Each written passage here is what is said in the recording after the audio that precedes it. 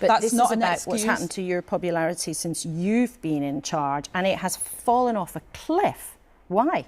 Labour's popularity falling off a cliff. Reform UK climbing the polls. And what's Angela Rayner got to say about it all? Buckle up, folks, because British politics just got a whole lot spicier. Today, we're diving into the heated exchange between Labour's Deputy Prime Minister Angela Rayner and the nation's growing impatience for change. Oh, and spoiler alert, Nigel Farage's Reform UK is stealing some serious thunder. Let's get into it. So here's the tea.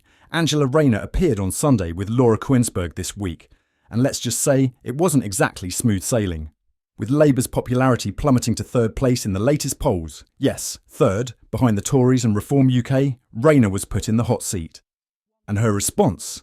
Well, she didn't sugarcoat it. She admitted people are impatient for change. I mean, can you blame them? When asked about Labour's so-called fall from grace, Rayner pointed to challenges her party has faced since taking office, like narrowly averting a prison system disaster. Yeah, one day away from total catastrophe, her words, not mine. She also defended some pretty unpopular decisions, like early prisoner releases and cutting winter fuel payments for millions of pensioners. And before you freak out, Rayner insists these tough calls were necessary to tackle a £22 billion black hole in the budget. To soften the blow, she highlighted investments in public services like the NHS and schools. But is that enough to win back public trust? That's the big question.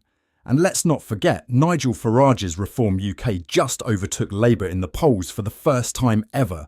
A recent survey shows Reform at 24%, Labour trailing at 23%, and the Conservatives barely holding on to the lead with 26%.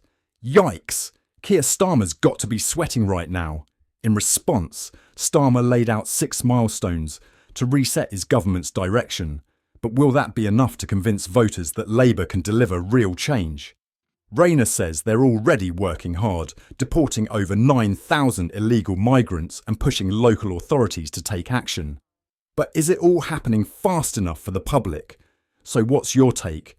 Are Labour's struggles a result of inherited problems, or is this about leadership falling short? And what about Reform UK? Are they the real deal, or just a flash in the pan? Drop your thoughts in the comments because this story is far from over.